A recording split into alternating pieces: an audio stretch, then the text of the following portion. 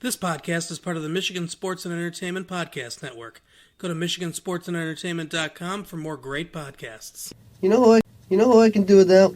I can do without the people in the video store. Which ones? All of them. This is Massive Late Fee with Mike and Mark.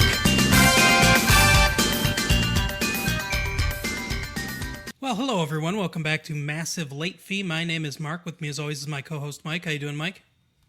Not too bad. How about yourself? Doing good. Doing real good. We are taking over the One Movie Punch podcast island.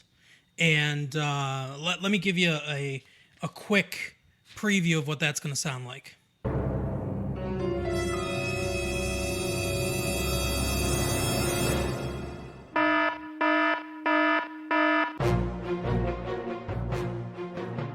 On a secret island base Bomb?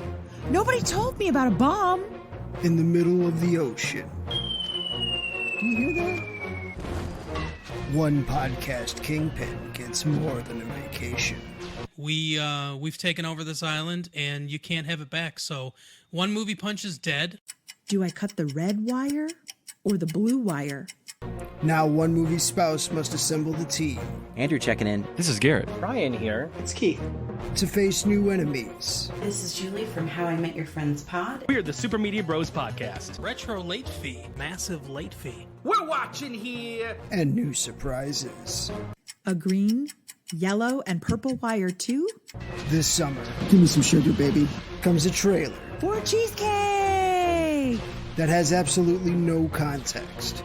The periwinkle wire, the turquoise wire, the tangerine wire, the burnt sienna wire, the striped wire. How many frickin' wires does this bomb have? One Movie Punch presents the Big Heads Media Takeover. Subscribe at onemoviepunch.libsyn.com or wherever you enjoy podcasts. The off-white wire, the cream wire, the eggshell wire, the heavy cream wire. So yeah, we're taking over the island. We're gonna murder Joseph and feast on his bones. So that's that's how that's gonna play out. So tune in to One Movie Punch next week, and you will hear us, I believe, Mike. Our episode is on the 3rd of July, I think. Nice. So definitely all tune in to get a load of that. And yeah. But other than that, you know, everything else is everything else. Everything else is going exactly the way that it always goes. We're still doing retro late fee. Go ahead and listen to that. Mike, here's some inside baseball for you guys. Our analytics are so weird. I don't know exactly why it happens this way, but retro late fees and a lot of the other podcasts on the network too, they're just like kind of even throughout all the days where, you know, they get a certain amount of downloads and they, you know, it's sort of evenly distributed on all the days. For whatever reason, ours are lower throughout a lot of the days, but then like on release date, and for some reason, like 4 days after the release date, giant spikes in numbers. Oh, that's weird. I don't know why everyone has decided to listen on certain days, but It's a must listen. yeah, apparently. But yeah, kudos to you guys for bunching up and all inexplicably. I get release day. I get that when there's a big spike on release day. What I don't get is the 4 days later thing. Huh. What's 4 days? Yeah, we release on Thursday, so that's what, Friday, Saturday, Sunday. It's Monday. Oh, okay. Maybe that makes sense. Everyone's going back to work. I say that's not when Retro Leafy comes out, is it? That comes out on like Tuesday, doesn't it? Yeah, that comes out Tuesday. I don't know. Then I got nothing. I'm gonna just assume that it's when you guys go back to work. So if we're getting through if we're getting you through your Monday, you know, you're welcome. I guess. I don't know. This is a public service we provide for everyone. Yep. If anything, you should thank us. Exactly. So, news today. There's an interesting article in Screen Rant which is kind of an oxymoron. No. Got him. No, we love Screen Rant, I guess. I don't know. I've never even heard of them. We only do this for you. We don't care. So this is the only section of the show that is for you exclusively. Everything else is just for us. But apparently spoilers for Toy Story 4 in case any of you care. They want to know, can toys create life in the Toy Story universe? Because apparently a toy can be whatever the hell you want it to be, because Bonnie, the kid that owns the toys in Toy Story, the slave owner of the toys, she creates a toy out of a plastic fork, and they want to know, can they make babies, basically? Can they just glue stuff onto inanimate objects, make it eyes and a mouth and all that stuff, and then make babies? I don't know. What do you think, Mike? Do you care? No, I haven't. I've seen the first movie, and I don't understand what the big obsession with the whole Toy Story franchise is. I mean, it's okay. It's amazing. The only thing I care about Forky... I mean, if you're comfortable with one of the main characters being a former cocaine dealer, then sure, Toy Story, why not? Yeah, exactly. He sold out all his friends. I was going to say, I'll tell you what, squeal, because that apparently gets you a reduced sentence. But the only... Can I tell you that part bothers me more than the fact that he sold, like, illegal drugs? Yeah. He's like, yeah, I can see you had to make it ends meet. You know, he didn't have a lot of options, but you sold out all your friends. I mean, come on, who does that? Seriously, what a turncoat. We're of course talking about Tom Hanks and his famous cocaine ring. No, for you young kids that don't know, Tim Allen, who was on For You Young Kids, a show called Home Improvement that was centered around this area because he was from this area and got arrested. Was it the Kalamazoo airport, I think? Is that what it was? Something like that, yeah. I think he was more of a West Side person. Yeah, West Side for life, the cocaine side of the state. East Side's heroin. Yeah, I guess. You know, it's funny. I don't know if you've ever heard of him, Mike, but Carol as portrayed in the movie Narc. Did you see that, Mark? Remember that one? Yeah, I kind of missed parts of Narc. I definitely paid for a ticket for Narc. I think the parts you saw were the beginning and the end. Yeah, the parts I saw were... Well, actually, I didn't see the beginning. The parts I saw were the previews and then the very last frame of the screen. So you missed the beginning and the middle and most of the end. Yeah. That one frame was worth that $1 I paid for it, though. It was actually a pretty good movie. I would have enjoyed it more if I wasn't wondering if my friend had been murdered in the lobby the whole time. Yeah, you were probably worried that somebody put a penny in my movie meal and I had choked to death. Yeah. Or like another friend of mine who I will not name had a diarrhea explosion in that same lobby. Oh, my God. Yeah. Yeah. I can't go into detail because I can't stop laughing the whole time I think about it.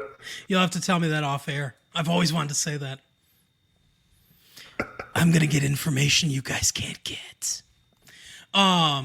But yeah, the only thing I care about Forky is the fact that he's voiced by Tony Hale, who was on Arrested Development, which was one of the best shows to ever exist before they absolutely ruined it. Yeah, I thought the show was okay. So, now, we talked about we will talk about The Lonely Island. You guys haven't heard that yet. That's July 3rd over on One Movie Punch.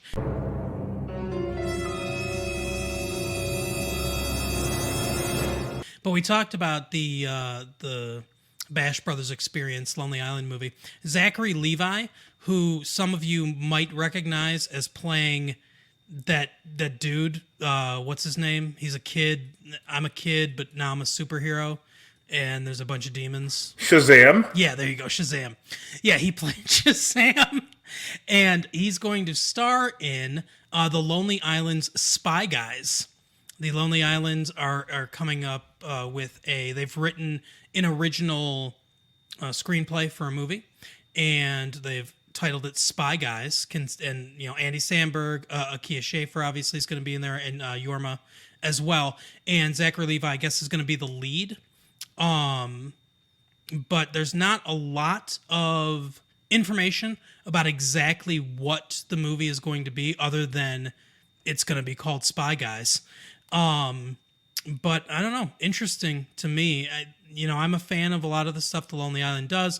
Obviously, some things are better than others, but Yeah, like as far as their movies go, I thought Hot Rod was pretty bad. It was like a really bad remake of Dirty Work. yeah. But I mean, I liked Popstar. I thought that was pretty funny. So maybe it's evolving in the right direction because I think Hot Rod was like their earliest. Yeah, I think Hot Rod was their first, if I remember correctly. But yeah, so I'm mildly interested in this. Will this get me out to the movie theater? Probably not. You guys should either release this directly to Netflix, which I think they're going to do because they have some sort of development deal with Netflix, and that's why they did the. Yeah, just from now on, release every movie to Netflix because I already have Netflix and I'm a theater, so just save some time. Exactly. We don't want to go to the movie theater. No one wants to go there anymore. Why would we want to go there? But speaking of Netflix, If you have to boast about how nice your seats are, does that really draw? Oh, I can sit in a nice seat. Right. I have a seat in my house. I have a couch that's more comfortable than your chairs. Can I lay in bed at the movie theater? I don't think so. yeah, exactly. There's sometimes my floors are sticky, but that's something else. Anyway, but speaking of Netflix movies, The Irishman, Martin Scorsese's new film, which is Goodfellas 2, I guess. I mean, that when I read the plot synopsis, it sort of sounds like that, like it's a Goodfellas style movie. It does not have a release date yet. That is coming to Netflix, isn't it? Yes, it is. Yeah. See, if Martin Scorsese will do a movie with Al Pacino and Robert De Niro and put it on Netflix, there's no fucking reason The Lonely Island has to put a movie in theaters. Exactly. No one has to go in theater. You know what? You can save the theaters for the Avengers movies and those DC movies and maybe some of the Tom Cruise like action films. Those big, like you want a spectacle, big screen things. Just save it for those movies and, like release like 10 movies a year into the theater that Mike and I don't want to see anyway, and release every single other film to Netflix. Just give in. Yeah, I mean, you're not making a better movie than a Martin Scorsese movie, so get over yourself. Netflix. Agreed.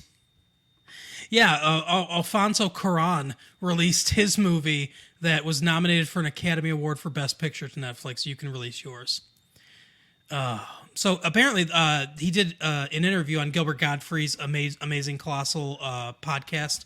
Henry Scorsese did? No, Irwin Winkler did, who's one of the producers, and he said that it's set for a Thanksgiving 2019 release window, whatever that means. So somewhere around late November of 2019, which I hope it comes out that soon. I really want to see this movie. Yeah, that'd be great. I wish it would come out earlier. I wish somebody would upset the Korean government, and then they'll hack it, and we'll be able to see it right away. Exactly. Let's do that. Korea, you bring great shame. I don't care if it's North or South Korea who hacks it. Somebody hack it. Yeah, I want to see this right now. Get on it. We know you know how to do all that hacking stuff, so do it. But anyway, so that's where it's going to be. The cost of the film is estimated to be around $200 million. See, I'll never understand why a movie costs that much. It never seems like it. I mean, even especially with like guy, it doesn't. I don't understand how a movie costs that much. It doesn't make any sense. Unless, I mean, maybe if they're including advertising, which I don't think they are. Well, apparently, a lot of the money went to the visual effects needed. Oh, to de-age them? Yeah, to de-age De Niro, Pacino, and Joe Pesci to portray younger versions of themselves in the first half of the movie. Oh, wow, Joe Pesci's in this too? Yeah. I didn't even catch that part. This is going to be a fun movie. Yeah. Do you know if Martin Scorsese directed it? Yes, he did. I'm sorry, wrote it. Oh, that I'm not sure. I know it's based on a book. I don't know who adapted it. I'm not sure if Scorsese did or if he had his people do it. I know he works with a few different screenwriters on a fairly regular basis. But I know it's based on a book. Nice. Yeah, I'm very excited about this. Yeah, this is one of the movies that I want to see, and this is one. Since we talk about streaming shows and streaming movies, obviously it's one that we'll talk about on the show whenever it comes out. Hopefully around November. I wish it was before, but anyway. So that is the news for today. That's all I can stomach to go over. Oh no, I have another item of news. Apparently, famed Hollywood director Martin Scorsese said North Korea is, quote, full of punks, unquote. Yeah, that's true. I remember that interview where he said that, and he said you guys can't touch him or something like that. So, I mean, I don't know if you want to hack the movie and release it to massivelatefee@gmail.com, we will definitely do an early screening of it. So that would probably show him. I think that would put Martin Scorsese in his place. Jeez, everybody in this movie is like in their 70s, aren't they? Oh yeah. But I am looking forward to it. So you know what I would like to see? Who I would like to see in a Martin Scorsese movie, and he kind of was for like 5 seconds of Goodfellas. Samuel Jackson. That'd be fun. Oh yeah, that would be a lot of fun. Just put him in there. I mean, he was like, obviously not as famous when he played sax in Goodfellas, but quickly was in every single movie ever after that. So, I mean, just put him in there. I love Samuel Jackson. He was great in Pulp Fiction. He was great in Jackie Brown. He's good at playing gangster-type characters. Just put him in there. Yeah, I agree. North Korea. Martin Scorsese says that Samuel L. Jackson loves you, but he's never going to put him in a film. Why don't you hack him and extort him to put him in a movie? I don't know. North Korea, do all the dirty work for us, please. So, now, educating Mike this week. There's one other thing, too. My phone is not on because people won't... Hardly newsworthy. Yeah. Well, people won't stop texting me or calling me or asking for things, especially when we're doing the podcast, and I got sick of hearing that beeping sound, so the phone's off. So I gotta go to I have to go to Twitter for a second because I have a surprise for you later, Mike. Did you contact a famous celebrity? I did. Oh no. I just just for shits and giggles, I guess I resurrected it. But first I'm gonna go to educating Mike. So okay. There's some possible romance in the episode of Good Omens that we're talking about. One very specific, at least sexual chemistry romance, and one possible between the main character kind of romance stuff that is alluded to a few different times. So I decided to go to a romance movie today. So I picked From Justin to Kelly, starring Kelly Clarkson and Justin Guarini. You mean Little Sweet from the Dr. Pepper commercials? I don't know. Was he in Dr. Pepper commercials? Yeah, he's in the Dr. Pepper commercials as Little Sweet. I love that character. All right, well, that's him. He's the sweet one. So, are you aware of this movie, Mike?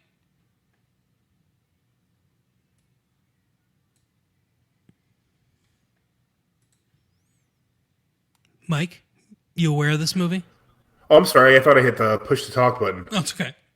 So I don't know how I'm aware of American Idol. I think it's because the Howard Stern show used to talk about it quite a bit. Mm-hmm. But I know they were weren't they the... And speaking of Samuel Jackson, I think that Justin guy is a relative of Samuel Jackson. Oh, that's an in-law. I'm pretty sure he's an in-law. So yeah. But I know they were the winner and runner-up. I think Kelly Clarkson was the winner. Yeah, that's correct. I'm not sure. But so they did a movie afterward, and it looked like it was a musical. So that, first of all, American Idol, I have no interest in that. Musicals, no thank you. Yeah. So it is a musical. No Samuel L. Jackson, from what I've heard, even though he's a blood relation. I've never seen it, but I'm going to read you the plot of it. I guess, I don't know, he had a crush on Kelly Clarkson or something. Who knows? Because I've never seen American Idol either. The film is set during spring break in Fort Lauderdale, Florida. Texan singing waitress Kelly Taylor. That's a hell of a stretch, both in the name and the place of birth and the profession before she was on American Idol, and the first name. Pennsylvania college student Justin Bell. Pennsylvania college student Justin Bell. And they fall for each other, and various romantic complications ensue. Kelly's friend Kaya falls in love with charming busboy Carlos.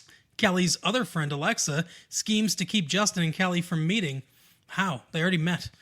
Justin's friend Brandon is always getting on the wrong side of a sexy beach patrol woman. Since you're going to all these other characters, are they also from American Idol? That's my guess. I don't know. I'll tell you in a second. And Justin's other friend Eddie tries to hook up with a cyber pal. That's how they describe it. A cyber pal.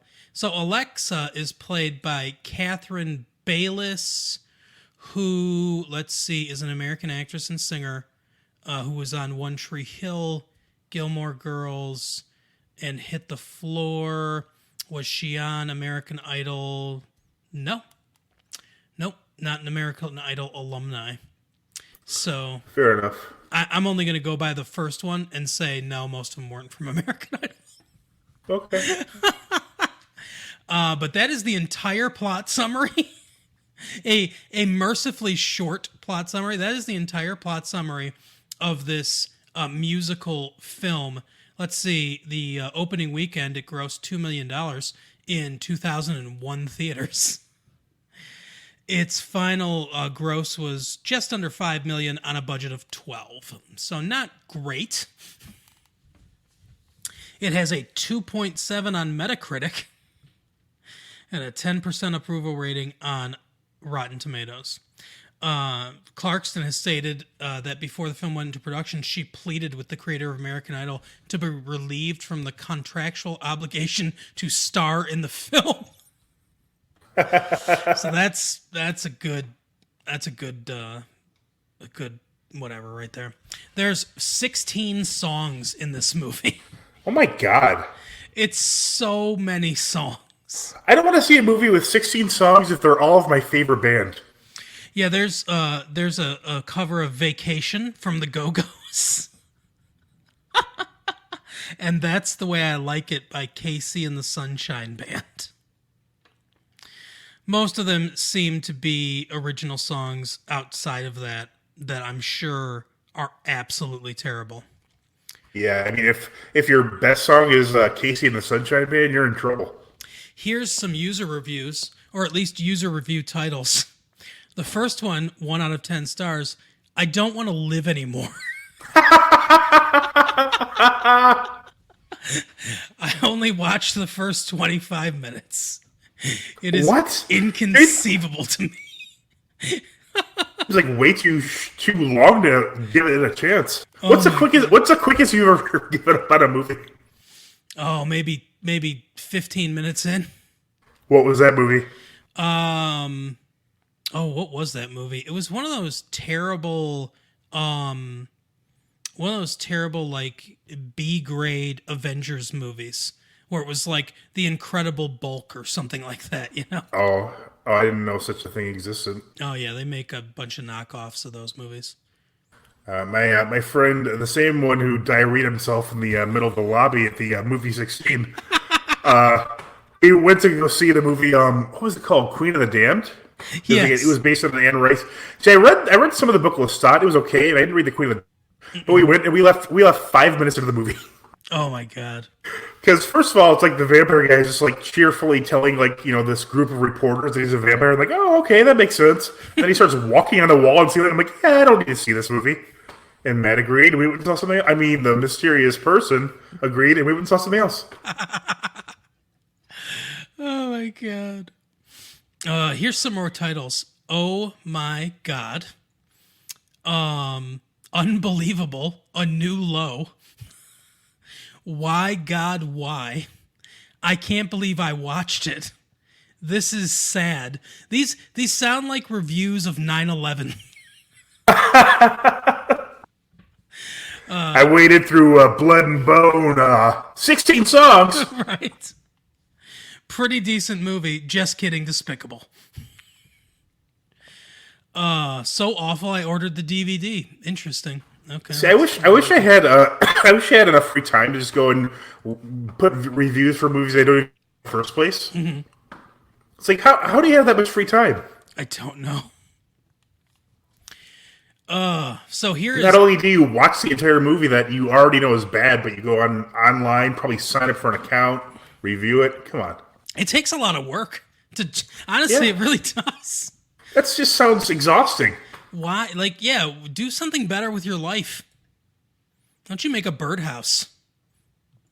Or buy a bee house and put it outside. That would help the environment. Exactly. The fuck you doing? All the bees are dying. It's your fault now. Yeah, we have a bee house. Do you? You piece of shit.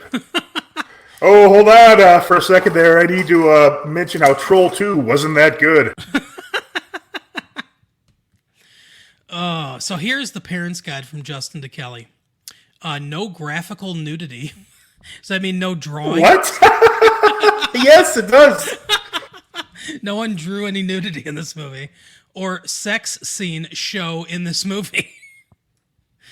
This is a North Korean hack, I think. Some women at the beach are shown wearing bikinis, but nothing too raunchy.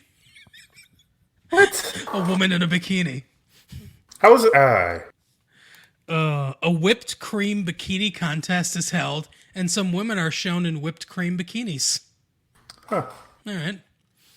Wouldn't it be funny if like the next one was just like shockingly inappropriate? Violence and gore. Justin Guarno's head gets severed from his... No, I'm just joking. I'd watch it at that point. And then dipped in whipped cream. Two hovercrafts collide, resulting in one driver being thrown into the surf. He's pulled out, and we see a slight cut. A tiny bit of blood over his eye. Yo, G-Fred. Yeah. That scratch. We later hear he got several stitches for that. What? I don't know what part is worse, that he has such a little cut or that he needs several stitches for it. When two hovercrafts collided. Yep, you're right. That's the worst part. Oh, at least 6 hells and 1 use each of God and for the love of God as exclamations. Do you think that if somebody thinks that if you use the word God like in a positive way, it's still offensive? Because it doesn't specifically say what the phrase is. Maybe they're like, thank God, but then someone's like, oh, you shouldn't use the Lord's name in vain. That's offensive. Yeah, see, I wouldn't think it would be offensive if you were saying thank God and, you really... But I'm thinking there's people out there, especially the kind of people who rate fucking movies on IMDb, who would find that offensive to just use the Lord's name in general. You know? Yeah, I agree. What do you do? So what do you do when you pray? Hey, buddy. Hey, you. I mean, I think that's probably considered. I'm not a religious person. I don't know the answers to this.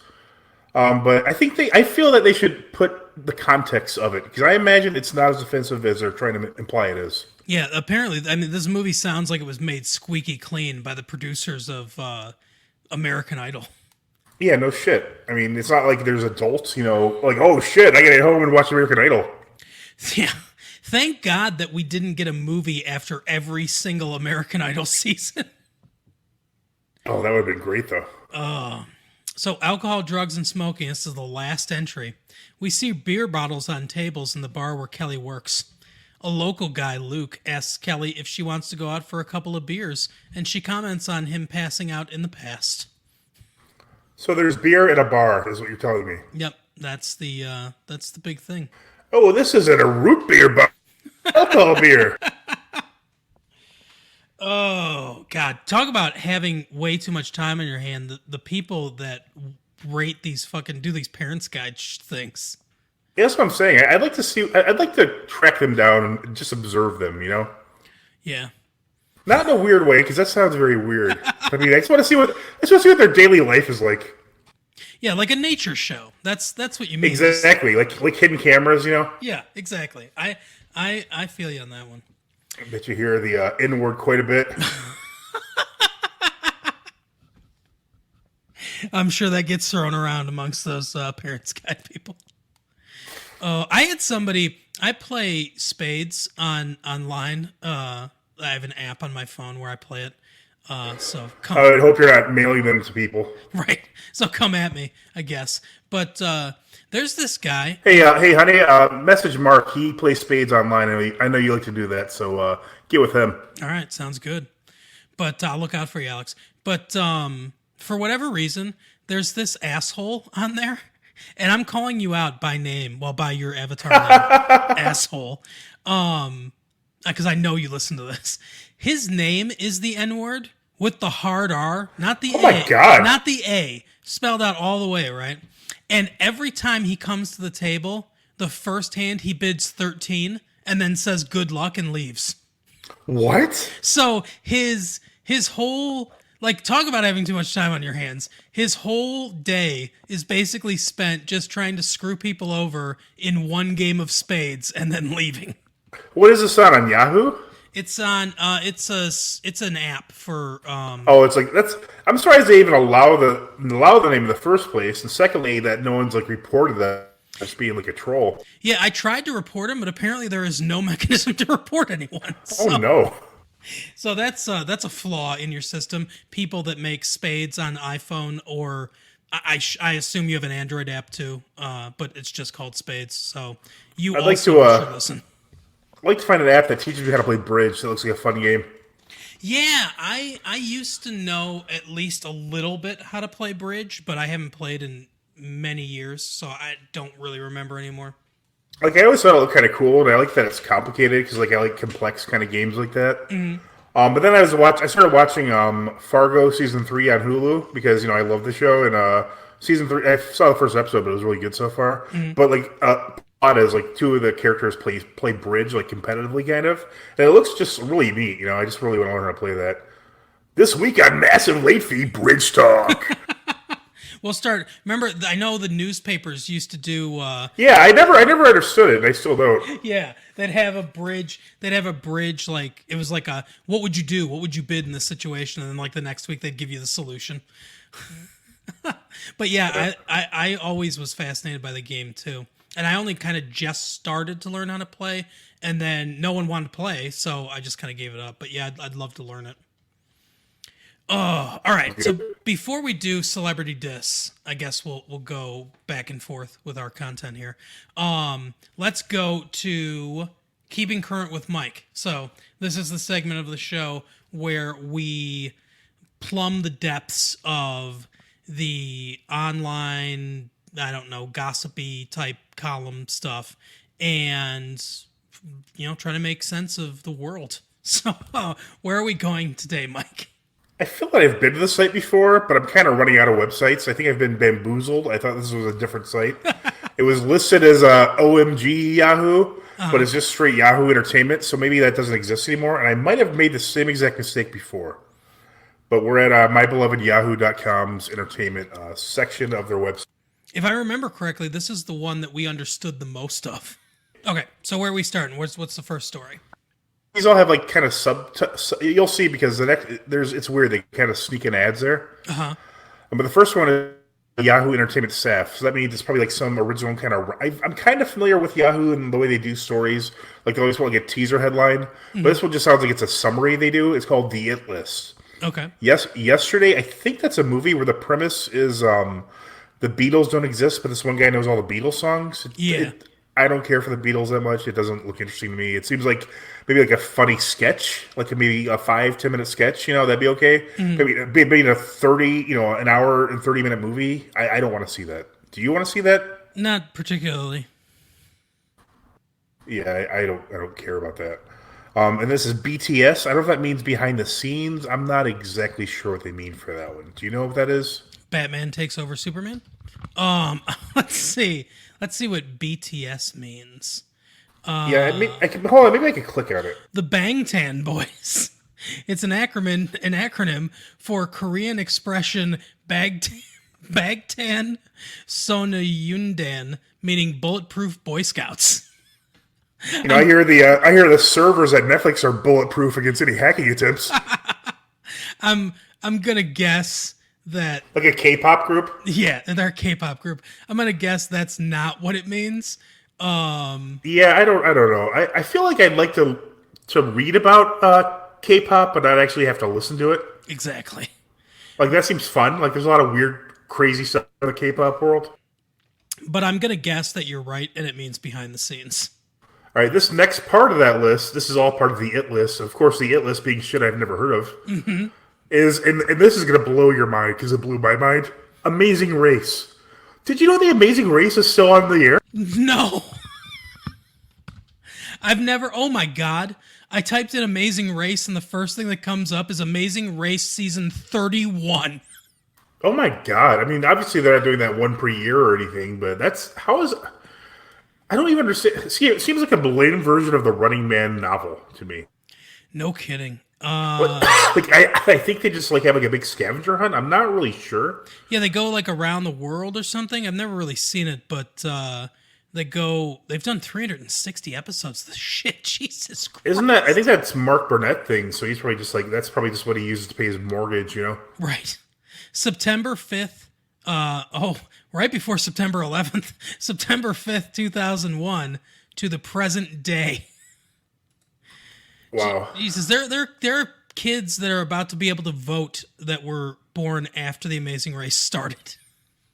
That is pretty insane. Holy shit.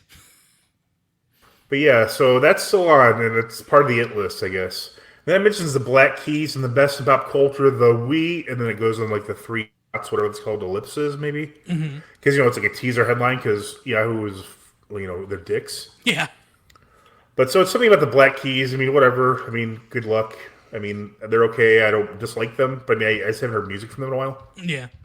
I wasn't sure that they were still around, honestly. Yeah. I mean, it's weird. You know, bands take forever sometimes, which kind of sucks, but whatever. The next one is a sponsor headline. So it's, you know, if you were unaware, you would be suckered into thinking this was a legit news story. Okay. But then the title alone should tell you it's no way in any shape or form a legit news story. The title in bold is "Earn a degree in sportscasting." Oh, okay. Well, there you go. What? Yeah. Why go to the University of Syracuse and their famed broadcasting school? Go to some online shit school. This is actually the Dan Patrick School of Sportscasting at Full Sail University. Oh my God. Dan Patrick is associated with Full Sail University. That is hilarious. Yeah, or the great J.D. Harmeyer from the Howard Stern Show attended school. Right.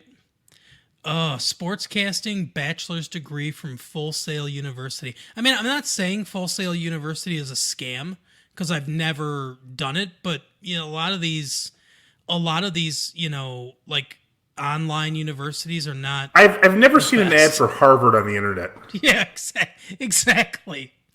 But okay, so it's developed in collaboration with sportscasting veteran Dan Patrick. I'm gonna guess there's a picture of him, like, you know, between two students here on Full Sail University. Oh, this one has a picture of this is breaking news. But yeah, I'm gonna guess that he's not part of. Oh, here's the faculty. Okay, Ed Gorin. Well, okay. I mean, you know, he's a big one. And Jay Harris. Okay, Craig Kahn. Sure. Bill Simmons. He's he's up there. And Sage Steele. Now they're so they're just paying faculty. people to put their name on their university where they never have to show up. Well, it says. I'm sorry. Here we go. Guest faculty straight from the industry. So they get Dan Patrick and these other 5 people to show up once and like record. What I wonder is it officially called the Dan Patrick School of Sportscasting, or does it depend on which ad you saw? Right, exactly. But yeah, each one of these people probably make a YouTube video that's just very general. They paid him a bunch of money for it, and then they show it or in one class to. Like for everyone that takes the thing, you can see their video, and that's it. That's my guess. The real teachers. Yeah, and they're just reading from a script. Yeah, exactly. Yeah. So yeah. Full Sail University. If you want a bachelor's degree in sportscasting, there you go. Yeah, see what that gets you in the industry. This next one I actually saw on Twitter. Like I kind of saw it happening live. Oh, okay. Because I saw a tweet that Mindy Kaling, I think you pronounce it that way, from she's from The Office and the Mindy Kaling Controls the Universe or whatever it's called show. Yeah. Maybe the Mindy Kaling Project.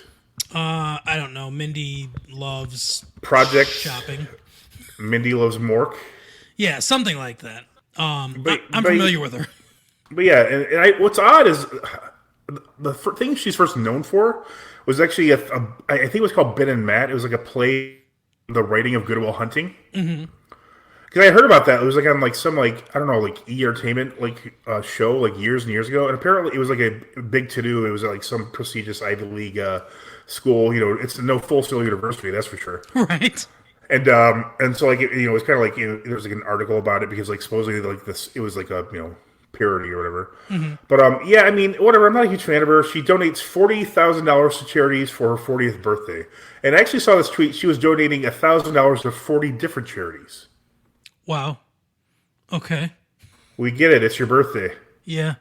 That's I'm just kidding. I mean, good for her, but I mean, it's just I don't know. That's maybe it's. I think it seems like this is going to sound sexist because it is. It seems like men aren't as like concerned about their birthdays as women in general. Yeah, I just want to like of all the people that have birthday. Like of all the people that have volunteered to me that it's their birthday, like I'd say like 90% of them are female, and the other 10% were men under the age of 12. Yeah. I'd say that's probably pretty accurate. Like I said, at my age, I would rather just forget my fucking birthday. Yeah, like my wife, who is, amazing looking, for any age, and even especially her age, she's always like, oh, I can't, it's awful. I'm going to be 40, in however many years. But it's like, who cares? I mean, I'm happy to get to 40, It's like, it seems like you're gaining by gaining age. You get more wisdom and experience, whereas... Right. Like my wife and some other females allegedly, are like, oh no, I'm losing something. When really you're not. I just don't understand it.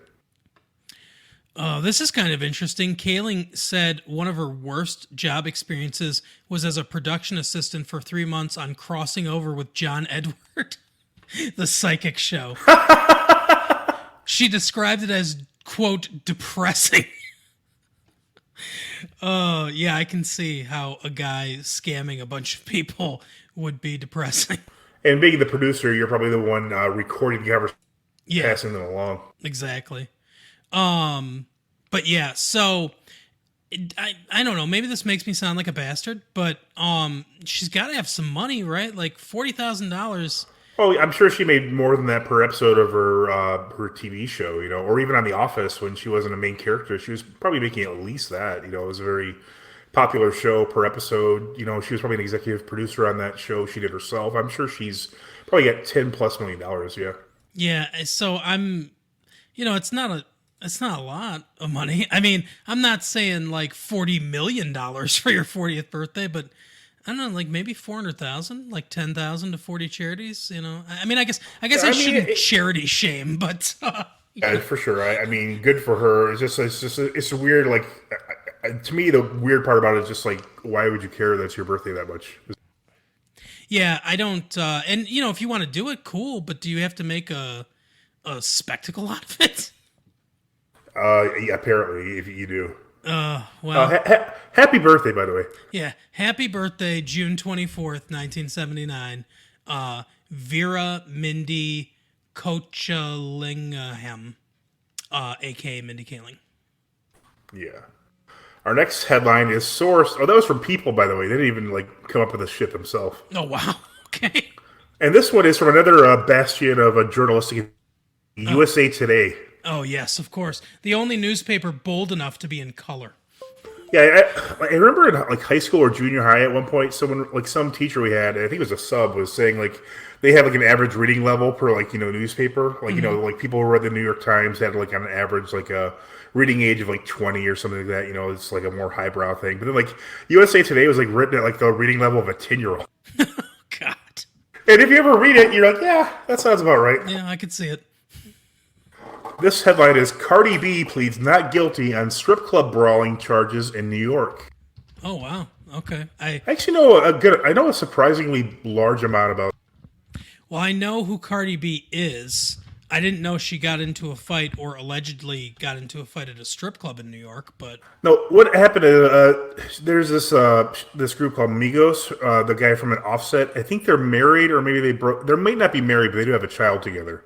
Cardi B and Offset. Supposedly the rumor is she was. This is going to sound amazing coming from me because I'm really informed on this one. But the rumor is that Cardi B was jealous because she thought one of these two sisters who were at the strip club. I don't know if they were strippers or not. I mean, obviously it doesn't matter, but I mean, I'm guessing they were strippers. One of them was supposedly having an affair with Offset, during the time where they had kind of broken up. And then after that, what happened was Cardi B supposedly ordered some of her goons to go beat these women up. So and that's why she isn't accused of actually assaulting them. I think she might be on video hitting one with her shoe or something really benign like that. But supposedly she ordered this assault on them, and then at one point they came to a plea deal where she would just have no time, that kind of stuff, but she rejected it. And now the misdemeanor charges have turned into felony charges, and she's like, oh, they're not going to arrest me. I have a baby. I won't go to jail for that. interesting. Based on that very little bit of evidence, I'll rush to judgment since that's what we do in society. Knowing absolutely nothing about this story other than what you just told me, I'm going to guess that she's not guilty. That's my guess. Yeah, I'm going to guess at worst she'll get probation, but she'll have very liberal terms as to where she can travel and what she can do to earn money. Yeah. Because, I mean, if they were offering a plea deal where she got, no jail time and everything was cool and it's basically just, slap on the wrist type thing, and then she's like, no, fuck that, I'm not going to plead guilty. I don't know. I kind of feel like in this situation, if you were guilty, you just take that deal. Yeah, I think, I'm guessing these women, okay, this, again, I don't know the real, I mean, a fight like that, do you really have to, why do we have to send somebody to prison for getting into a physical fight where no one's severely injured or intended to be severely injured? From what I know, I mean, right. When I was, is every fight a jail sentence? This is part of crowding our prisons with people who, I don't think somebody who gets into a fight is going to be a murderer or going to be, actively assaulting people every day. Mm-hmm. That doesn't mean they're necessarily a violent person. I mean, there's certainly circumstances that would just tip somebody over, to fight. I mean, I don't understand why this is necessary to press charges. I mean, again, I don't know how maybe someone's head was bashed into the bar. I don't know. I don't think that's the case, so I'm sure it would be a much more sensational headline by the Rhodes Scholars over at USA Today if that were the case. Exactly. Yeah, I'm gonna guess that no one was seriously hurt, and if no one was seriously hurt, like you said, yeah, I mean, even if she did do it, I really don't think prison time is necessary. Yeah, I'm thinking maybe more someone might be interested in a payday off of this. It's like, right. Cardi B's very successful, and maybe, I don't know if the woman did or did not have an affair with Offset when they were or were not on, dating wise. Mm-hmm. But it just seems to me it's like she seems so confident. Maybe she understands that there's a number that she's has to get to for them to dismiss the charges. Yeah, it's possible. The victims, not the government. Right. Yeah, I don't know. I've never heard any of her music. I saw her in a Pepsi commercial once. I don't know anything about her, but yeah, I stand with Cardi B, I guess. I don't know. I don't really care. But I don't care that much. It's just from what I've seen, it doesn't seem to be a super. Okay, it's of course you can say it's not a bad assault, but obviously that term should be more specific than the broad one. I'll tell you what, if she was sniffing around Cardi B's man, it's like I kind of understand it. I'll say that. Yeah. But yeah. Anyway. One more. This is from this again. I think Yahoo just mostly just isn't they just aggregate other sites or something. It's really weird. This is from The Blast, which I don't know what that is. Oh, nice. Maybe I'll have to go to The Blast next. Bill Cosby appeals sex assault conviction over testimony from accusers during trial. Interesting. So basically, Bill Cosby is appealing his case. Yeah, good luck, Bill. He's what, 80 something? Bill Cosby is 81 years old, yes. And you know all that pudding like gave him diabetes, so he probably doesn't have long for this world. His eyesight's already fucked up from what they say. Yeah. Yeah, he can't even see where the roofies are anymore. It's sad. Yeah, he probably roofied himself one time. But I mean, you're not getting out of prison, Bill Cosby. Quit. I mean, for some reason, there's still people who believe that you didn't do this. I guess. I mean, there's still people who think Michael Jackson just liked having sleepovers with young boys exclusively. Right, exactly. With the secret door to his bedroom. Yeah, I read a thing earlier today. It was like from like someone who was like an apologist for Michael Jackson, but then they said they saw the Finding Neverland thing, and then much to their shock, I'm like, oh my, I couldn't believe that someone thought he didn't, he didn't do this. Mm-hmm. I mean, there's no like O.J. Simpson apologists out there. There's not people who are like, oh, he didn't murder those people. Right. Though what's messed up is you mentioned the Gilbert Gottfried podcast earlier. Yeah. I'm a big fan of that. So I basically will listen to any episode, even if I don't know who the person really is. Mm-hmm. So I listened to one today, or I think it was yesterday, with Gavin MacLeod, I think his name is. He was on the Love Boat. Yep. Yeah, Captain Steubing. Yeah, but apparently he was friends with Robert Blake, like from like way back like the early '60s, okay. And he's like, oh, these people interviewed me, and all they wanted to talk about was the murder. So apparently, and I'm like, oh my god! So basically, this guy, I guess he's a Robert Blake apologist. They didn't really, Gilbert and Frank didn't really go. The other hosts of the show didn't really go into it. Mm-hmm. Oh, he couldn't murder somebody. He's my friend, or he could have also been saying, oh, he did murder somebody, but he did so much good. I mean, let's talk about the little rascals, not how he shot his the father of his child in the head at a restaurant. Yeah, he was a little rascal. Jesus. Oh my God. Bill Cosby almost has as many honorary degrees as he does rape allegations. Jeez. 15, oh, that sounds like a trivia question. Yeah, exactly. 59. Lots of places have given him honorary degrees. He has 5 rescinded ones from the U.S. Just 5? Navy. Yeah, I know. From the U.S. Navy. Oh, no, I'm sorry. These are rescinded awards. Oh, wait, no, these are rescinded honorary degrees. Okay, sorry. Now, actual facts. He has, let's see, that's 6. He has 9 honorary degrees that still stand. He has 5 honorary awards that have been taken away from him, including the Kennedy Center Honor and the Mark Twain Prize. How deep in the South are these 9 honorary degrees? Okay, so one is Spelman College. Oh, okay, I can see Spelman. I mean, Yeah. That is a Georgia? Yes, Atlanta. And then Howard University is still honoring him. Howard Is that also in Georgia? It's in DC. Howard's in DC. Oh, okay, yeah. Yeah, kind of so. And then Rust College, which apparently is in Mississippi. Sure. I've never heard of Rust College, but that's the one thing they have going for them: the honorary degree. Right. Bill Cosby. Old Dominion, Pepperdine, which is in Malibu, California. That's kind of surprising. Juilliard. What? What did you get a degree from Juilliard for? Honorary Doctor of Human Letters degree from Juilliard in 2002. Ooh, that's kind of close. Yep. Payne College also in Georgia. Sisterton Wapelton College, which apparently is in South Dakota, and then Hampton University, which is in Virginia. Obviously, most of these ones that are standing by him traditionally black schools, except for Pepperdine?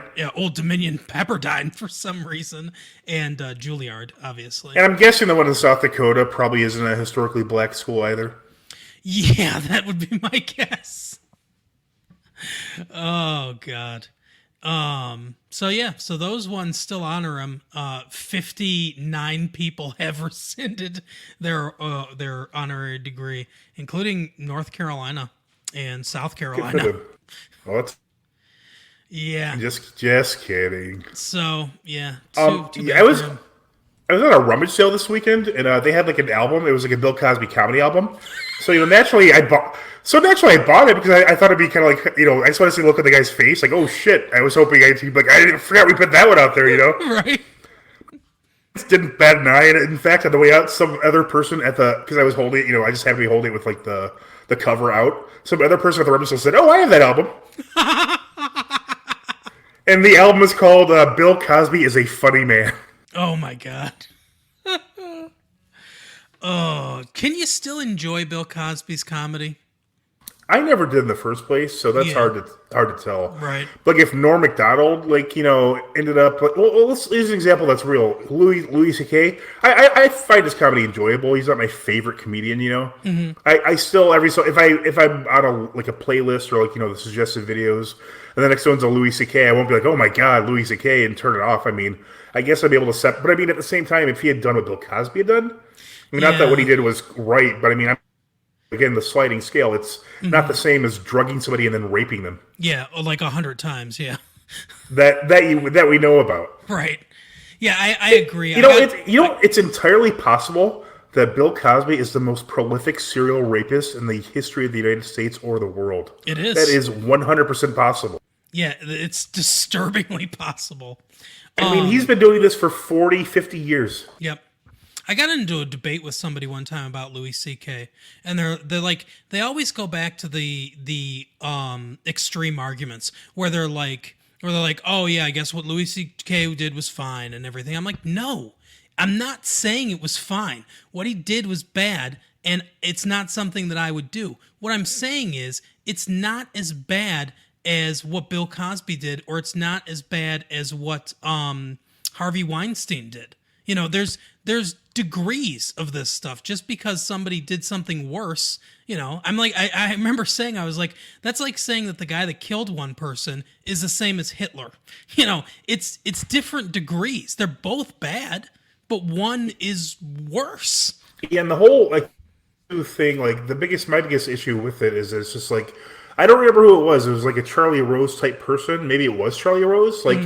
What he did was he might have hugged someone without them asking. There was somebody who literally just hugged somebody, and then they were the other person felt uncomfortable, and that's the same as Harvey Weinstein or Kevin Spacey or Bill Cosby or O.J. Simpson or any other celebrity who's done some kind of crime. Yeah, it's crazy to me that people think that way. And the Charlie Rose was inappropriate touching, and I think a few times he came down with from his bedroom when staffers would come in, if I remember the story right, in his bathrobe, and he'd let it open so they could see his naked body. No. Oh my God. Thank God Rodney Dangerfield died. Yeah, no kidding. Rodney Dangerfield would be Me Too'd all over the place. Yeah, but I'm sure I'm not sure, but with Rodney Dangerfield, it never seemed intentional. He just didn't care. Yeah, agreed. I mean, not that somebody couldn't find it offensive. I mean, I wouldn't be offended by it, but I could see how somebody else could be offended by it. Yeah. But if he did that, he's not doing what Bill Cosby's doing. Correct. And he shouldn't be treated the same. Exactly. Yeah, you can treat people differently based on the degree with which they've done something bad. I mean, that's kind of how our law's based.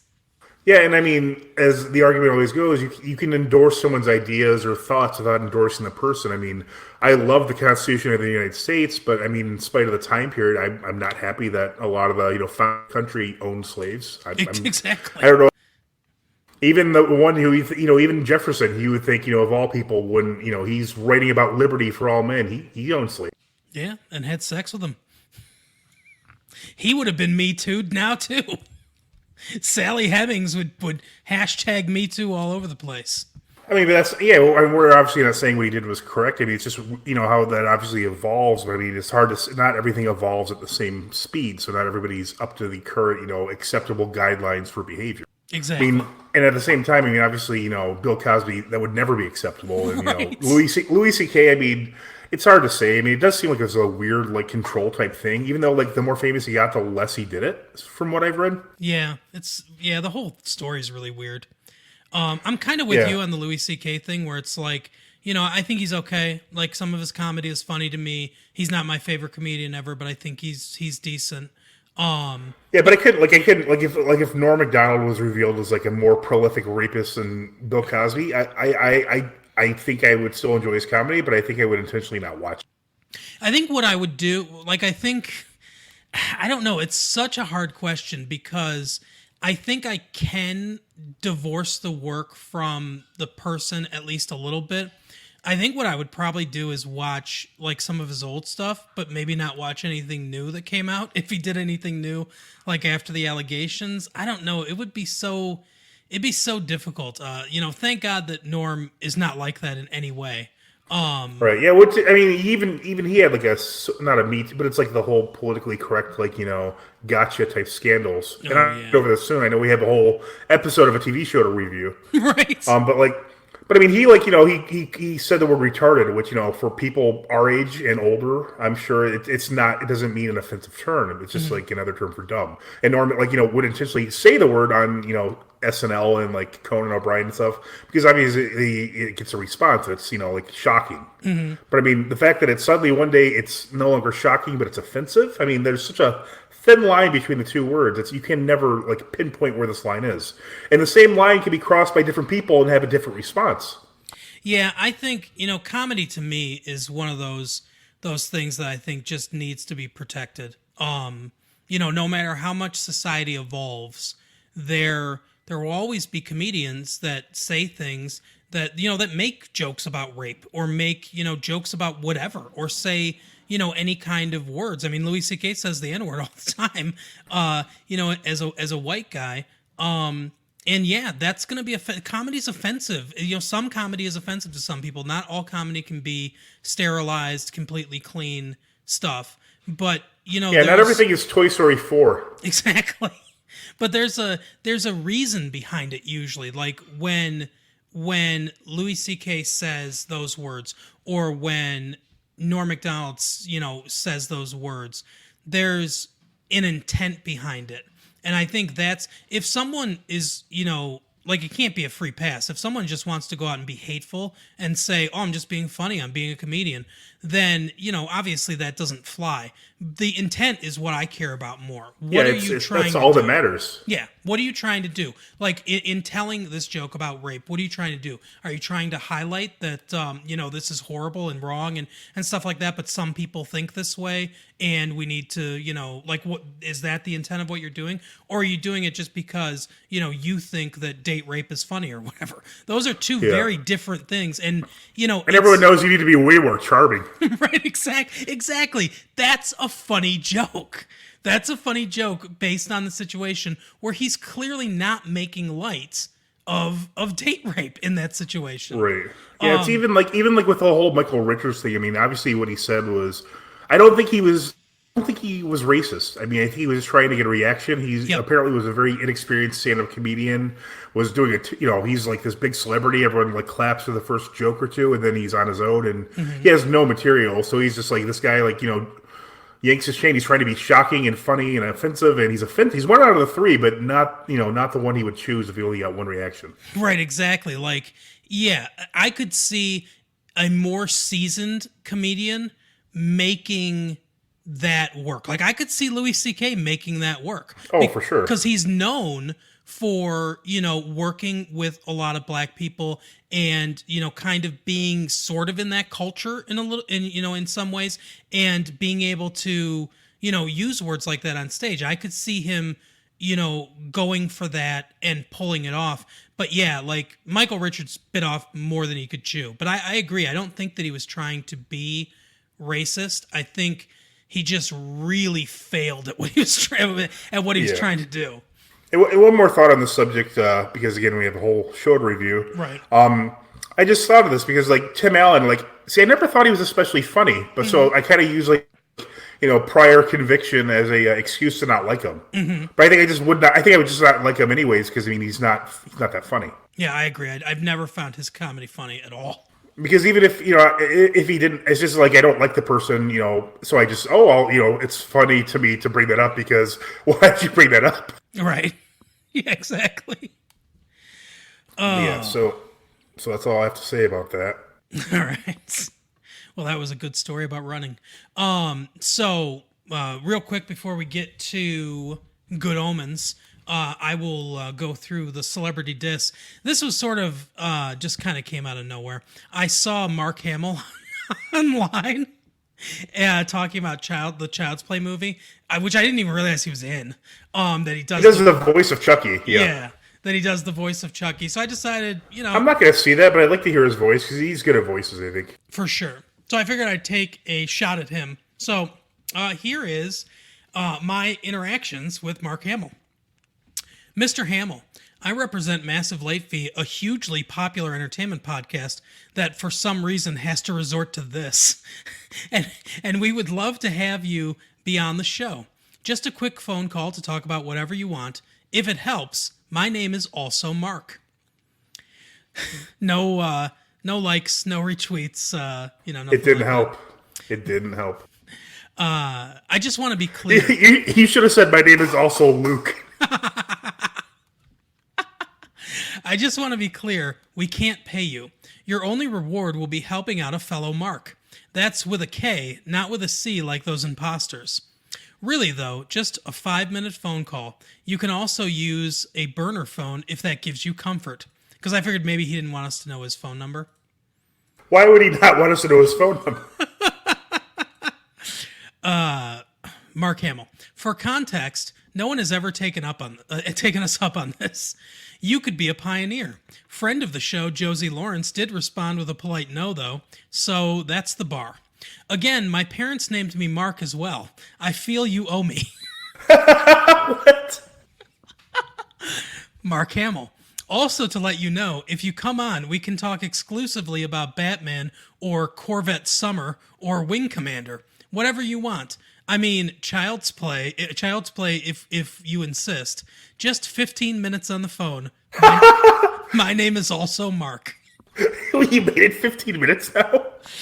To be honest, I really want to explore your character of Old Scrapmouth from an episode of The Partridge Family. Just a quick 25 minutes on the phone. Reminder, we are both named Mark. Mark Hamill. I also want to pick your brain about biker mice from Mars. All we need is 50 minutes of your time. P.S. Both of our parents chose Mark as a great first name. Is his first name actually Mark, though? Yeah, it is. At Hamill himself. My co-host, Mike, sorry his name isn't also Mark, thinks you're the best Joker ever. I'm sure he'd like to discuss that. Just a quick 90 minutes is all we need. Addendum. Sometime before our births, our respective set of parents agreed to name their sons Mark. It also occurs to me that I haven't told you how to contact me. MassiveLateFee@gmail.com. You can also check out Big Heads Media for other great podcasts. Warning, not all of them are hosted by people named Mark. Also, we record this Tuesday at 9 p.m. All we need is a quick phone call, 135 minutes of your time, and we can talk about whatever you want. Politics, are the progressive commercials played out, even Child's Play if you want. This is the guy named the same as you. Then I tweeted about St. Elsewhere a little bit, which, by the way, we were talking about celebrities retweeting you. Ed Begley Jr. likes all of my tweets when I live tweet St. Elsewhere. You should get him up. Yeah, ask about Curb Your Enthusiasm. I'm gonna try. Hamill himself. One last push to get you on the show, Mr. Hamill.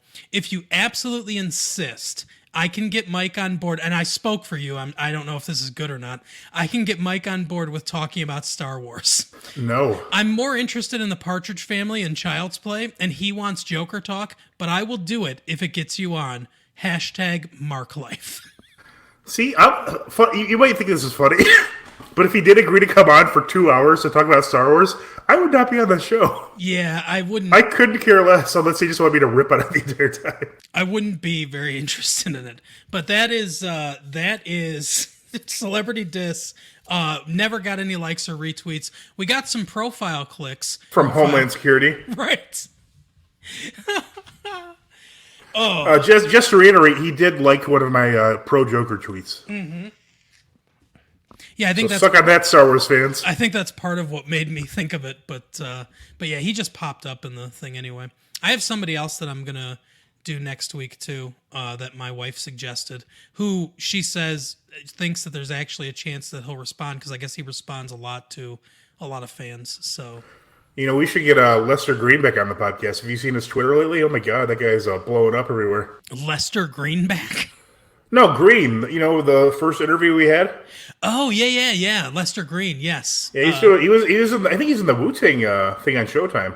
Yeah. I've actually I have his personal contact information. I've talked to him a little bit about coming back on the show. I really enjoyed talking to Lester. I would definitely like having him back. I think he starting or is on his own podcast now too. So check that out. It's awesome. Yeah, check out Lester Green, friend of the show. So now again, two things before we get into Good Omens. If you tuned in to listen to Good Omens, you're gonna have to slog through some stuff first. Skip ahead about an hour. But first, we have a promo for another show on the network. Again, I don't remember who it is. Is a guy named Mark? I don't think so. There's no other Marks on the network, unfortunately. But, or fortunately, I don't know. No one confuses me. I think there's another mic or two. That's annoying. Yeah, I think there's like 3 mics on the network. But anyway, listen to this because they do just the best job at whatever they talk about. So listen to this. Hey guys, I'm Brittany. And I'm Kelly. And we're the hosts of The Faves of Our Lives, the podcast about everyone's favorite everythings. This season, we talk about everyone's favorite TV shows by taking polls and comments on social media. Join us for laughs, banter, and made-up words. You can find us on Facebook and Twitter at The Faves of RL1. That's at The Faves of RL and the number 1. Bye. So yeah, that was that show, and check them out at where you can find them. So that's they're incredibly interesting. This whole podcast is a train wreck. So real quick before we get to Not in a bad way. Those good train wrecks. Yeah, exactly. Like that one that was in Unbreakable. That was a fine train wreck. In Unbreakable. Yeah, it made that guy figured out that he was unbreakable. Yeah, and we also got to see Glass as well. So thank you. I love the David Dunn. I can sum up that movie pretty quickly. Samuel L. Jackson's like, "Hey, I'm pretty sure you're unbreakable," and he's like, "Nah, I'm not." And then and then he's like, "Well, have you ever broke?" And he's like, "No, I guess not. No, I guess now that I think about it, I haven't never broke." I think he already put more emotion into it than Bruce Willis did in his entire career. But so we will do our hugely popular game before we get into. Yeah, I was gonna say we forgot that. Before we get into Good Omens, the Parents Guide. Guess the movie. I don't know. IMDb. I don't know. Whatever you. Yeah, we don't have a title for this. Monday people, day of the show people. Give us a suggestion. We don't have one. Yeah, send either email or reach out to us on Twitter with a suggestion for a name for this segment of the show. Maybe I'll put up a poll or something like that. Mike, whose turn is it to go first? Mine or yours? I don't know. All right, I'll go first then. Okay. There's so many things in here that I can't say. I picked a really good one, actually, so I'm pretty satisfied you won't guess this one. Okay, so here's profanity. One use of the word cunt. This is said in the first 5 minutes of the movie, and it's used as a joke, not vulgarity. Wouldn't that be great if that was the only profanity in the whole movie? They use several uses of the word fuck and its derivatives. 7 uses of the word shit, 7 uses of prick, 2 uses of ass, 3 religious exclamations, 2 obscene hand gestures, 1 derogatory term for African Americans in a non-racial context. Jeez. What do you think? Cabin Fever? No, good guess, but no. All right, for this one, a woman wears an off-the-shoulder top that reveals her bare shoulders and cleavage. Pretty Woman. No. Okay. Not a good guess either. You're cold. Here's alcohol, drugs, and smoking. Many scenes take place in a bar. Super Troopers. No, not that one. Am I hot or cold? I will do that one eventually. Super Troopers. I mean, you're warmish. All right. A man's shirt hangs open and exposes his bare chest.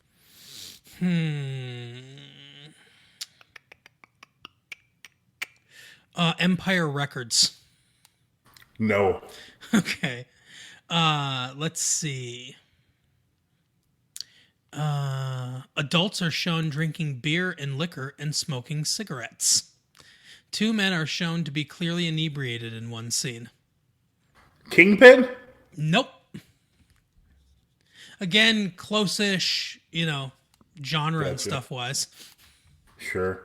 A woman wears outfits throughout the movie that reveal her cleavage, bare abdomen, and belly button, bare legs, and shoulders. Wow, okay. Resident Evil? No. Okay. Am I close? No. All right. Okay, I gotta redact part of what this says because it gives away someone associated with the film. But frightening and intense scenes. This film is brutal and gory in comparison to someone's later work. Huh. That doesn't help really. You want to guess anything? Shit. What's that movie? I was gonna say the Rob Zombie movie. The one before Devil's Rejects. I can't remember what that's called. Oh, but I think it's wrong. Like 10,000 Maniacs or whatever. Yeah. 10,000 Maniacs with with Natalie Merchant. Yeah, exactly. House of a Thousand Corpses. Yeah, that's what it's called. Well, clearly, since I didn't know the title, no. But you're also kind of close in that in a way. That's weird. And I just thought of a great choice. Are we going to do 2 or 1 this time? Are we doing what? Are we doing 1 or 2? I'll do 2 if you want to do 2. All right, because I just thought of a great one. Let's make this episode longer. Yeah, why not? All right, go ahead. A man refers to a teenager as a lady killer. Oh, to a teenager as a lady killer. Oh, okay. So, I'm gonna guess that this is an 80s movie. A lady killer. Oh, 16 Candles? 16 Candles? Yeah. No. All right. Am I close? No, it's the wrong decade. Okay. By a bit. Damn it. Well, I got another one. I got another guess in a minute. Unless, I hope so. Unless what you say. Unless you have a stroke. Unless what you say completely negates it. But okay. The death of one particular character is very emotional. Beer Fest? No, that's a good guess too, though. I mean, because that's a good guess in the way that does happen in that movie. Oh, I love that scene. But again, genre-wise, So it's a comedy, is what I've narrowed it down to. Yeah, it's a comedy of sorts. It's a comedy of sorts. Oh shit! I think I know what it is. There's a lot. Right, yeah, good. My next clue is 2 teenagers, a boy and a girl, kiss. 2 teenagers and a boy and two teenagers who are a boy and a girl. Okay, so teenagers are kissing. Based on your clues, I'm guessing it's a 90s movie. My Girl? No, that's an okay guess, though. It's, again, the wrong decade. Oh, okay. So it's not the 80s and it's a 70s movie? Nope. Okay.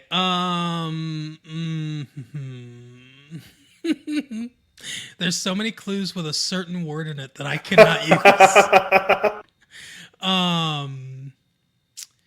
Okay, at the film's climax, the army arrive on scene to neutralize something with gunfire.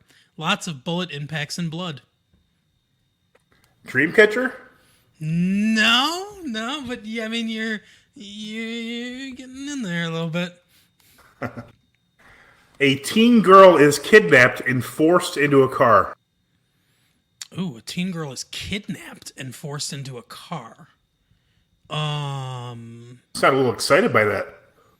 Well, it's a good clue. What's a movie where a girl would be kidnapped and forced into a car where people kiss and open shirt dude and no, that doesn't. I mean, I guess there could be more in the like nudity and stuff like that because there's certainly more of that in this movie if it's what I'm thinking of. But okay, yeah. I'm just gonna say we've eliminated the 70s, 80s, and 90s. It's in neither of those decades. Yeah, so I'm thinking 2000s. Gone Girl? No. Okay. Let's see. This might give it to you. A zombie is briefly seen eating from the exposed Shaun of the Dead cavity of a dead person. This is very brief. Yeah, you know how many clues have the word zombie? That's okay. I thought it would be like we were gonna say vampire or something. That was the word, but okay, that's Shaun of the Dead. Nice. And I've seen that because we watched it together. Yeah. Oh yeah. I like this one. I could have done this one. A man frequently jokes that he's attracted to another character's mother. Oh, that wouldn't have helped me. I haven't seen this movie. This might give it away. Okay. Remember, not 70s, 80s, or 90s. Mm-hmm. Teenagers kissing, kidnapped, thrown into a car. Mm-hmm.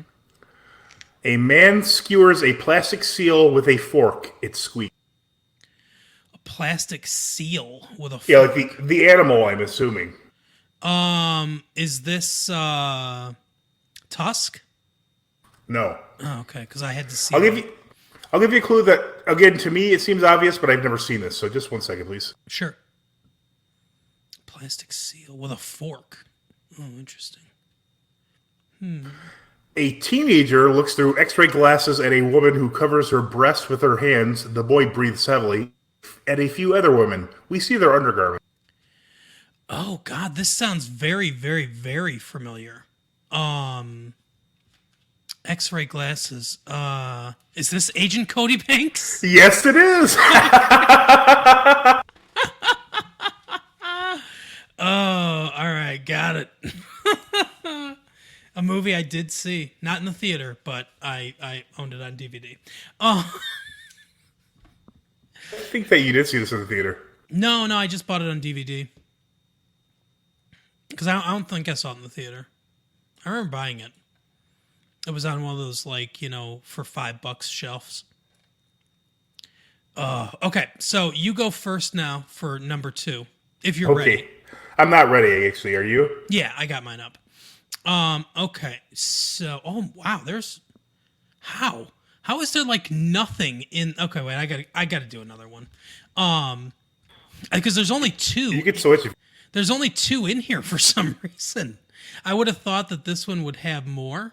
But like, there's only sex and nudity. Like, profanity, it says severe, but there's nothing in there. But yeah, so I'm gonna do. Do you want me to go first, and you can pick another one real quick? I'm ready now. Yeah, go ahead. 2 women wear sparkly clothing that barely contains their boobs. Romeo and Michelle's high school reunion. No. Okay. Topless woman is shown throughout one scene. Oh, I have no idea. I'll say get him to the Greek. I know it's wrong, but I don't. Nope. No, it's actually get him to the Italian. No, I'm just joking. I've never seen Get Him to the Greek. I like it. I think it's pretty good. I saw Forgetting Sarah Marshall, and I like that character. So, yeah, I mean, I like Forgetting Sarah Marshall as well. It's Get Him to the Greek. I think it's on HBO all the time. I like it. I'll check it out. We hear grunting and moaning as a couple has sex upstairs. Sparkly dresses, and it's 2 women. And a couple's having sex upstairs. Well, if it was only 1 woman, I'd say Who Framed Roger Rabbit, but Well, that's a good idea, but no, it's not. let's see, 2 women in sparkly outfits, and people are having sex upstairs. Striptease? No. Okay. Some crude humor. Does that give it to you? No. Blade Runner. No, close, but no. No, not really close, but... A car crashes into another car, and there's a huge explosion. I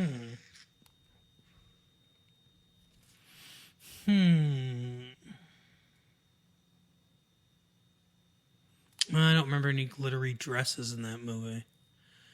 I mean, maybe, I guess. Is it Planet Terror or Death Proof? No. Okay.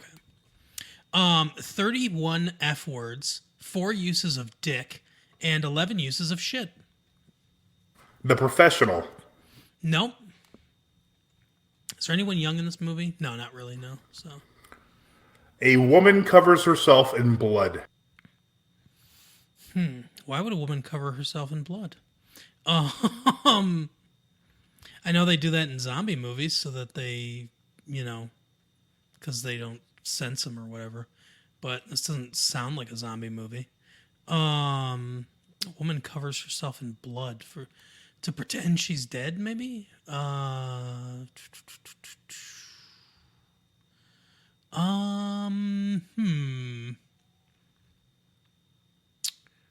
will say... Man. Beneath the Mask of Sanity. No. That's a book I wrote. It's not that book. Though, wouldn't that be a great twist? Yeah, if somehow it was.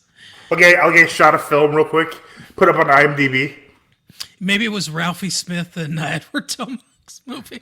Could be. Not a bad idea. Let's see. Coming to Netflix. We'll film it as a comedy. Right. Full frontal male nudity is shown for a few seconds. Is this Forgetting Sarah Marshall? No. Although that is true. There is full frontal male nudity in that movie. It would be funny if it was. Because I picked this before we started talking about that movie, but no, it's not.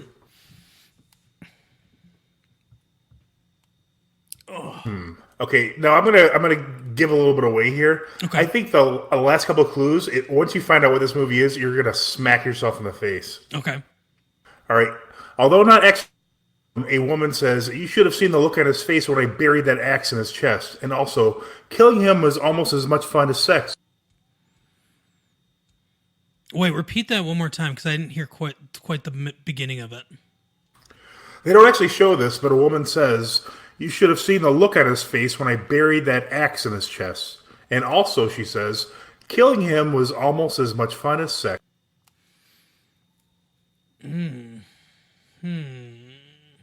Okay, so I mean, obviously, there's some murder going on in this movie.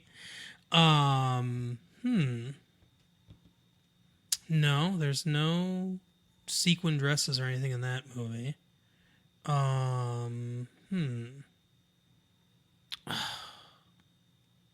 Maybe though. Is it Serial Mom? No, another good choice though. Okay, so I'm gonna give you 2 because this one's like super vague. Sure. And they're related. They're both under drugs, alcohol, and smoking.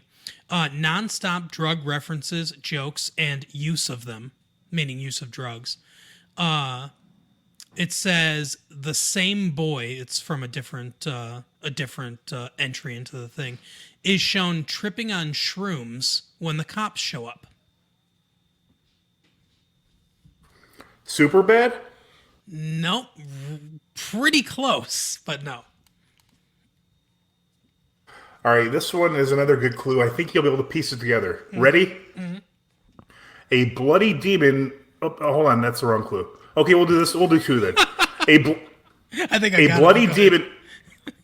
Go ahead and guess. I think Is it Tales from the Crypt Demon Knight? it is. Yes. Awesome. I want to hear the other clue I was going to give, which I think you would have guessed as well. Yeah. Close up of a hand being nailed to a cross. A creature reaches out and some blood drops on its hand, which burns. Yeah. I definitely would have gotten it from that one. All right, I want you to be able to get this, but I also kind of don't want to use, because there's names in here, and I don't want to use the names necessarily. This one, I'll use the name because it's funny too. Okay. The Johnny Chimpo logo is a chimpanzee You masturbating. dick. Is a chimpanzee You masturbating. fucker. Very brief and no nudity. How dare you? You're such an asshole. It makes sense though, right? Yeah, but I like he said, "Who should do that sometime?" And then you do it immediately.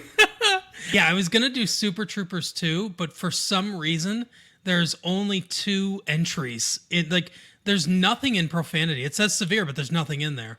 But the only 2 things for the Parents Guide for Super Troopers 2 is under sex and nudity, partially naked women, topless and rear nudity only, fully nude men, genitalia, topless, and rear. Yeah, that's definitely in that movie. And then men are told they will meet an exotic, beautiful woman who will pleasure them. Yeah, I don't remember that movie too well though, so I probably never would have guessed it. Once I saw that there were only 2 in there, I'm like, I can't do that. I'll have to do the first one. But yeah, there's a bunch of violence and gore is moderate, profanity is severe, drugs and alcohol are moderate, and frightening and intense scenes are mild. But there's nothing in there for them. Fair enough. Oh, all right. So now we will finally get to. Oh wait, first. No, I'm just joking. So now, Good Omens, episode 4, which is called, what's it called? A Nice Saturday Morning or something like that? Probably. Yeah, something like that. So, which is based on the title comes from the movie that Crowley watches at one point. But, okay, so this episode begins sort of where we left off. Aziraphale is trying to contact God because basically he doesn't want the world to end. Both him and Crowley are totally against this, obviously. Yeah, they love the Earth. No one else seems to share that opinion. Both hell and heaven are ramping up to go and fight the glorious war to determine, after all, who is. Yeah, and they just want everyone to be left alone. I mean, even Crowley at one point tries to pray to God and says, I know you said you'd test them and all this stuff, but don't test them this much. Don't test them to destruction. He's kind of pleading out for humanity here. Oh yeah, yeah, and I forget his name. The guy who plays Gabriel, John Hamm. John Hamm. Yep. Yeah, I love his performance as Gabriel. He's just so gung ho, like the perfect type A CEO type. He's like, oh no, we have to go fight the war. They keep heckling, Aziraphale about his missing flaming sword. Yeah. Yeah, he mentions that. He's like, oh, you were issued a flaming sword. You still got that? Yeah, I love it. And then we have to, of course, mention at the beginning, it's a really interesting scene. It's a cruise ship that kind of washes ashore, and they wash ashore of the lost colony of Atlantis. Yeah, exactly. Because Anathema Device has given him those magazines in the previous episode with stuff about Atlantis, Tibetan people that can, see you, all this kind of crazy stuff. And when he sleeps at night, these voices whisper to him, make it real, make it happen, kind of stuff. And so, we saw that at the end of the last episode with the nuclear reactor. And then in this episode, like you said, it begins with a cruise ship finding Atlantis and Atlanteans and them coming aboard the cruise ship and mingling with the other people. Yeah, it's a really fun scene, but yeah, it's just at the same time, it's oh no, Adam's thoughts are becoming manifest at this point. Yeah, and and he takes a real turn in this Yeah. episode. But so after that, Aziraphale is trying to contact people. He's jogging and he's jogging with John Hamm, Gabriel, and trying to basically say, hey, we could stop this, we could forestall it and everything. And he's like, no, we don't want to.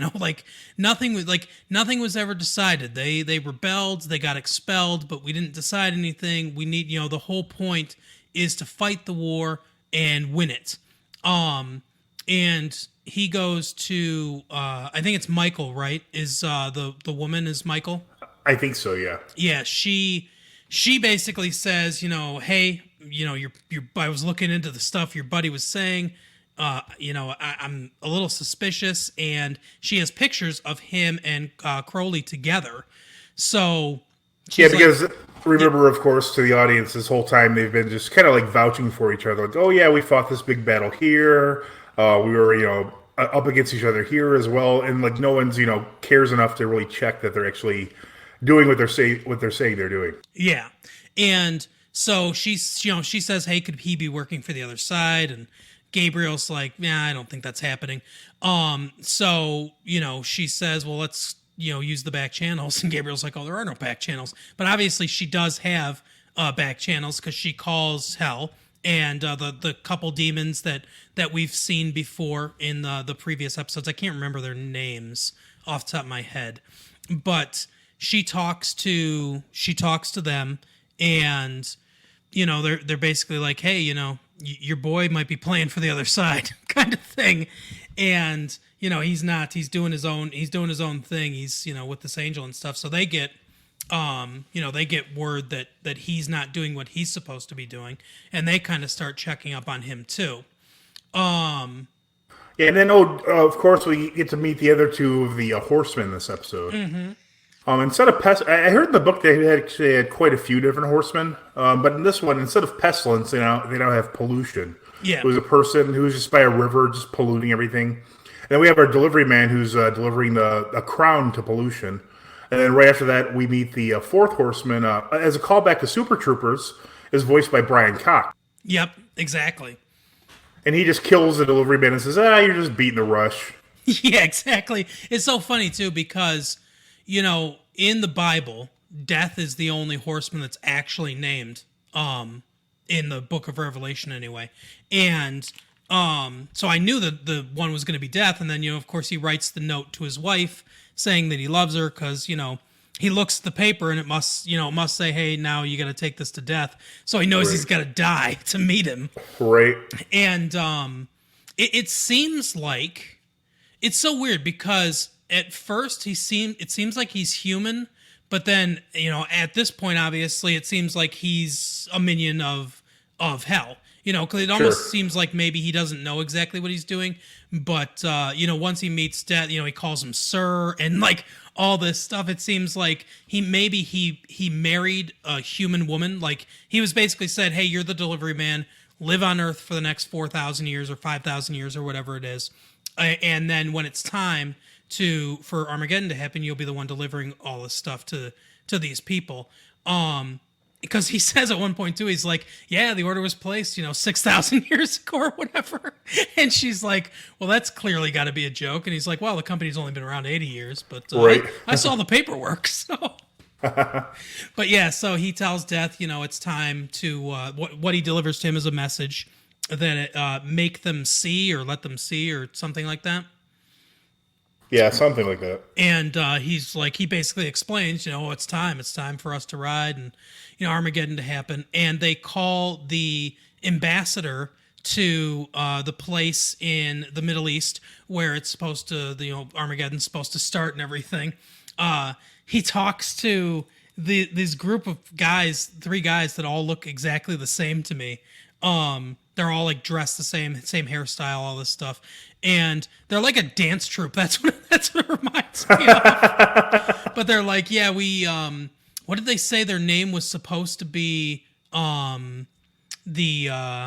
the something Fury or something like that. And they're like, well, we think that's a mouthful, so we shortened it to, the Fury Force or something like that. And they're talking about avocados and stuff, and he's like, that's a big avocado or whatever, like instead of Armageddon.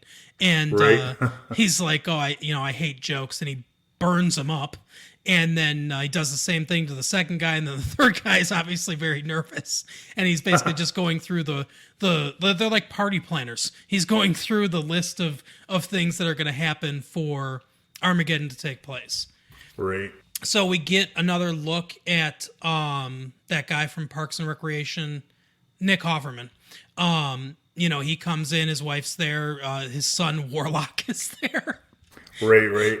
And the who, guy, of course, everyone except for Crowley and Aziraphale think is the Antichrist. Yeah, and he's like, oh, you smell like poo, and the demon like laughs and everything, and he's kind of looking around, and he's like, oh, do you hear voices and all this stuff and everything? And he's like, where's the dog? Where's your dog? And at this point is when he finally kind of gets it that this is not the right kid. Right. So then we go from there, Aziraphale and Crowley. Crowley makes one last ditch effort to try to get him to run away with him, basically. He's like, hey, we can go to Alpha Centauri. We can go to, there's lots of planets out there that we could, run away to and just, be away from all this stuff. And Aziraphale doesn't want to do it. He wants to stay and try to prevent this, basically. Right. And so then Crowley goes back, and we see what he wanted the holy water for, not to kill himself or anything, but as defense. Right. And I think it's funny too how he sets it up. He takes it out of its container. He puts it in a bucket over the door when they come in there, like it's a Home Alone trap or something. Right. Like that. But the one guy opens the thing, and it does fall on him and completely destroys him. And then he's got a spray bottle that he claims also has holy water in it, but a drop hits his skin and doesn't do anything to him. So, his demon nemesis there knows that it's not, it's just regular water. And then he dematerializes, sort of, I guess, or whatever. Yeah, they kind of like turn into electricity or something and go to the phone system. Yeah, and he follows him. And then, his full plan is finally revealed as he comes out of his antique answering machine, and then the guy tries to follow him through the answering machine, but he gets trapped on the tape because Crowley, disconnected it or whatever. Yeah, which was really fun to see. The whole scene was pretty funny. Mm-hmm. Then we see the descendant of Pulsifer. Yep. He meets up with the descendant of Agnes, the witch finder, and they kind of they really hit it off. The town around them is having like a tornado, which is like unheard of for that part of the country, especially one that has perfect weather for the perfect season at all times. Right. And she reads a card that basically says he's going to lose his virginity to her, and so. Yep. Which is suspiciously in his handwriting. Yeah. Although I think actually she's memorized all the cards, so that wouldn't really work. Yeah, and she's, she kind of, when he first comes in, he's like, well, what else do these prophecies say? And she's like, oh, just some stuff about us, just crazy stuff. But, yeah, so they do end up having sex under the bed and everything. Michael McKean's character, it's kind of fun how it cuts back and forth because he's like, oh, who knows what they could be doing to him now, and then we cut back to right. him like having sex and stuff. So it's like a wacky moment in what's mostly a pretty like kind of straightforward, like dry, dark comedy. It's sort of a wacky part in that. Yeah, there's definitely like fun, like kind of British humor type moments. Yeah, but he's gonna gear up to go to Pulsifer's rescue, basically, and in Thadenfield, where where Agnes has correctly predicted that the world will end. Right. And Pulsifer is the one that figures it out too, who it is, because she's reading the card and he's like, it talks about the hog's back and the young one and stuff like that, or Adam's something, and he's like, oh, Yeah. Adam Young, he lives at Hogback Lane. She's Right. like, oh, it can't be that, it can't be that. He's such a sweet boy, and like, Yeah, all this yeah. stuff. So they're in there, right before this, and they're like, his little buddies are like, we're gonna go home, and he's like, no, don't go, and then he says, I'll go, I'll see you later, and they're allowed to leave, and they're talking about him and basically saying, he's kind of odd, he's always been kind of odd, but it's like worse now, and I was really afraid that I wouldn't be able to leave, and then he's there in the woods with them and compels them, basically says, come with me, and everything. And he starts like all this weather stuff's going on. He's making all this Armageddon stuff happen. And he starts, like rising up and floating. And he basically tells him, I'll make you new parents. I'll make new people. We're going to remake the whole world kind of thing. And I'll protect you. You'll be here protected with me. And like, it lends me to believe a little bit, and I don't know if I'm on the right track or not because I haven't finished it. I'm just up to number 4, but like I've always kind of thought like, yeah, Armageddon, that's going to be the end of the it's not going to be a happy ending. This is going to happen kind of thing. Yeah, although technically the word Armageddon, I'm thinking of apocalypse. The word apocalypse just means like great change. So really Adam's perfectly in line with that, or Revelation maybe. Yeah.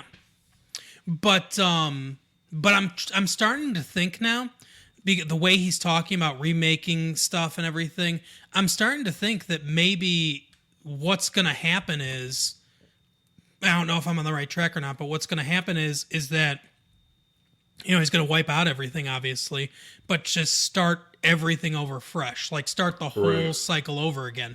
That's where it seems to be hinting, and I guess that would be a kind of happy-ish ending, at least for Aziraphale and Crowley, who could stay there if that was the case. Right. But yeah, the other thing that happens is Michael McKean's character, the Sergeant Witchfinder, he goes to Aziraphale's bookshop because he wants to get money to go to Thadenfield, and he kind of peeks in and sees Aziraphale contacting God. And this is another thing. One of the things I like about this is I don't think, although I guess I'm speaking out of school, but I don't think that Neil Gaiman is super religious necessarily. I don't know exactly what his belief system is, but one thing that I appreciate, being someone that has studied, different religious books and stuff, and has my own like weird, most people don't believe the stuff I believe necessarily, religious wise. But having read a lot of this stuff, one thing I appreciate is how accurate they get stuff like names and things like that. And so he tries to contact God, and he gets the Metatron, which is, the traditional voice of God. So, he's like, yeah, I really need to just speak to God, though.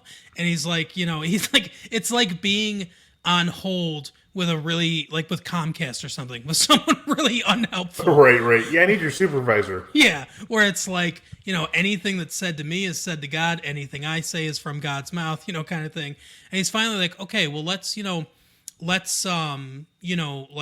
basically reiterates, how do we stop Armageddon? How do we stop, all this stuff? And, he's like, oh, the point of it isn't to stop it. The point of it is to, to do it and win the war and all this stuff. Everyone's on the same page, but him and Crowley, basically. And so he's like, oh, he's like, well, we'll leave the thing open for you. We'll leave the door open for you to come up, to not be on Earth when all this crap's happening.